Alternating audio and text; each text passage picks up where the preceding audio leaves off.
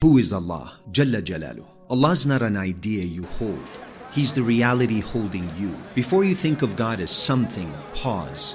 Because everything already needs Him to exist. Allah is Al-Haq, the real. Everything else is borrowed reality. The Quran doesn't begin by telling you what Allah looks like. It begins by telling you who you're standing before. All praise belongs to Allah, Lord of the worlds. Not owner, not manager, Rabb, the one who nurtures, carries, grows, sustains, corrects, and never abandons. Allah is the one who knew you before you knew yourself, before your name, before your fears, before your sins, before even your excuses. Was I not your Lord, he asks? And your soul answered, Bala, yes, indeed. Before your tongue ever learned language, that yes is still echoing inside you. That's why your heart is restless. Allah is not far.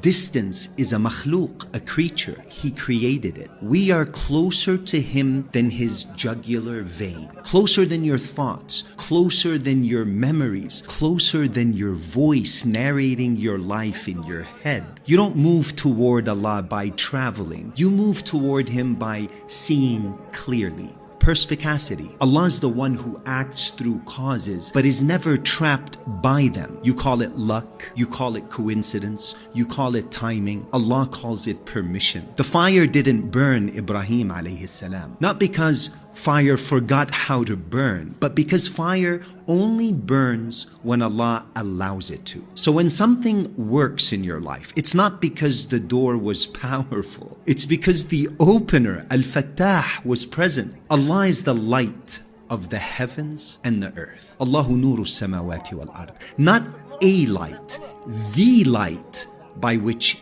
anything and everything is seen. Allah is Ar-Rahman, mercy before you deserve it, and Ar-Rahim, mercy after you mess it up. The Prophet sallallahu alaihi wasallam said, Allah's mercy outweighs His anger. Read that slowly. Not equals, outweighs. You think Allah is watching to punish you? Allah is watching you to return you to Him. Even your guilt is a form of guidance. Allah is not intimidated by your doubts. He created your intellect. Not offended by your questions, because He placed curiosity in you. Not shocked by your sins. He already knew the version of you that would fall and still created you. Why? Because Allah subhanahu wa ta'ala is not building perfect people. He's revealing who He is. Forgiver, restorer, guide. If you never fell, you would never know His name, Al-Ghafur. Allah is the one who answers before you ask.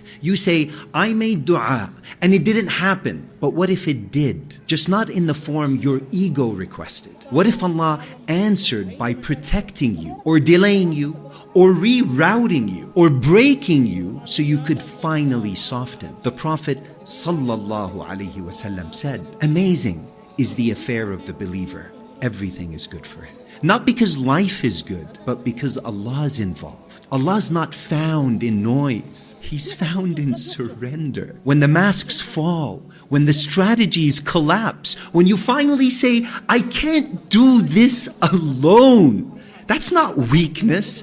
That's Tawheed becoming real. And here's the part that hits home. Allah's not waiting for you at the finish line. He's the one walking you every step, even when you think you're lost, especially then. So who is Allah? Allah is the one you were never separate from, only distracted from.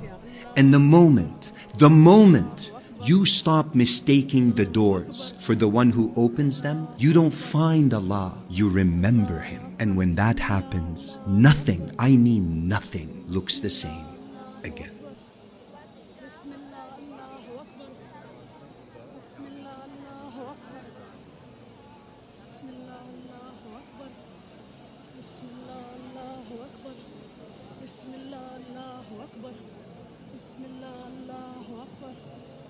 بسم الله الله أكبر دلتا بسم الله الله أكبر دي خارع زوس